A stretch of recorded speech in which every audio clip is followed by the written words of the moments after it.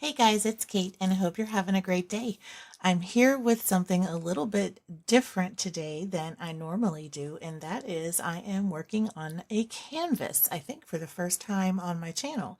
So I grabbed a 12 by 12 canvas, and I really wanted to do some intuitive art and do that with mixed media and collage and some of my inks and just have a good time. So I decided to do a time lapse with a voiceover so you can see the whole process, but it is sped up for this. And I also grabbed a stack of the collage papers that we did together recently in another video. So I am putting some of those down today and then going in with my inks. Now I started off with some mark making with my Posca pen, and it's that big thick one that I really love. And sometimes it does tend to smear even if I let it dry. Maybe I'm not letting it dry quite long enough, I'm not sure, but I went ahead and put a bit of a layer of matte medium over that too to try to lock it into place a bit. So even though it smears a little bit, it doesn't really bother me on this one because I am going to be layering. And so, but just keep it in mind if you do use things like that, you might want to test it first just to make sure it doesn't smear on you if you want to keep your surface clear of any smudges. But I'm just putting down my brown pieces of paper. This was some of that magazine paper that I got, and I think I used some of this on the jelly plate and I painted on some. I don't remember which one this was, but I wanted to get kind of an earthy ground on the canvas. And then I am grabbing some of my acrylic inks, and what was kind of going through my mind at the time was I wanted to work very transparent toward the beginning and then add opaque colors later on. And one thing I really enjoy about those acrylic inks is that you can get a really nice transparent layer. You can see the marks coming through from the background, and you still get a really beautiful color payoff.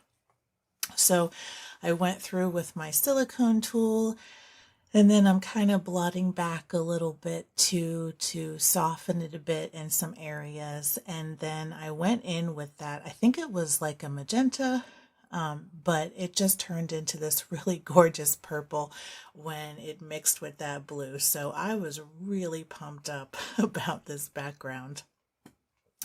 Now, at the time in the beginning, I didn't have any plan. I didn't know what I would do, but I definitely wanted to really just play around and kind of see what jumped out at me during the process. So my focus here at this point is really just adding a lot of layers, and really the only thing I was focusing on was trying to stay pretty transparent. Now at this point, I wanted to make sure to add paint to the sides of my canvas so that I didn't have the white sides. And that's something that I try to just keep in mind as I go.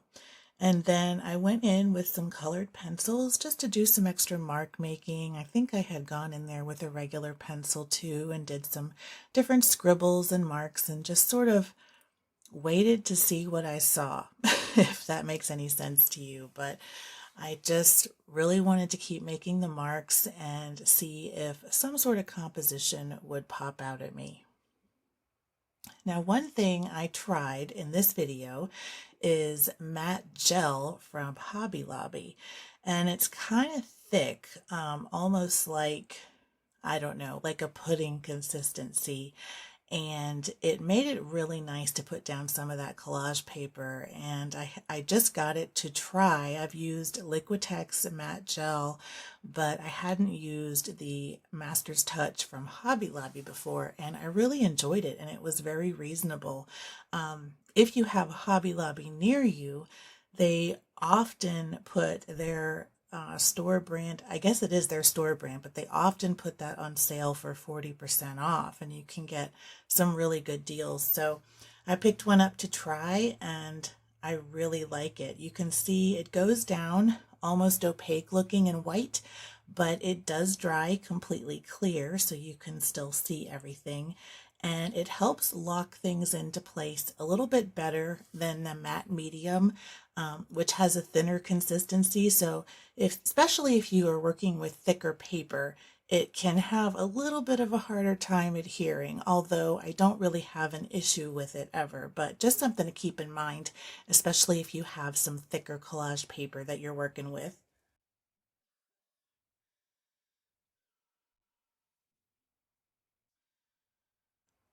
So I knew some of those deli paper collage pieces would come in handy with the white, and I really wanted to add that brightness back in. So I'm adding another layer of collage with the white, and I love those little circles on it too. It just added something kind of cute to this, and I don't know why, but as I was doing this, um, the white kind of blob sort of to the left almost looks like a little face to me, and that blue green part looks like hair when I'm doing the voiceover now. And even at the time, I was really tempted to just sort of make it a little face, but I didn't. So I'm going down with some more pieces of collage paper now. And at this point, like I like in a lot of my videos, I'm starting to see some flowers and some flower stems. So first I started with that red again and did some more drips, almost like little stems or something, but I didn't like that very much. So I kind of blotted it back and I went for the blue instead. And I thought that went a lot better because it just matched better with those darker collage pieces too. So it actually looked like they belonged together.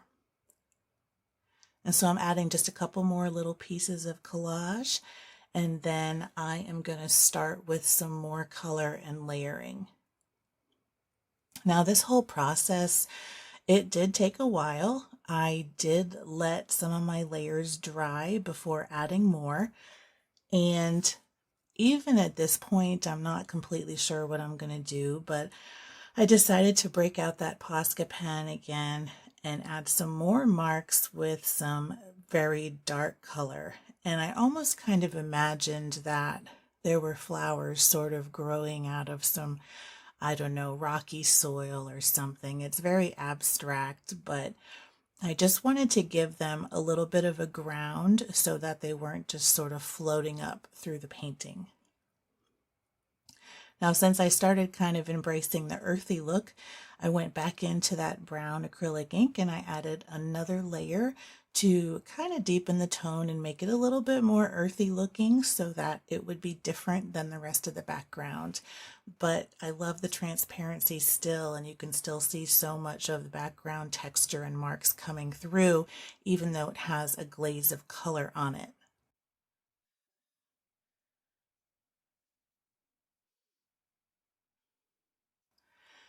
So now I wanted to add some nice warmth and brightness, and I really love those sunny yellow colors on a front layer. It just, I don't know, it just adds almost a pop of sunshine, and that's kind of the way I used it in this.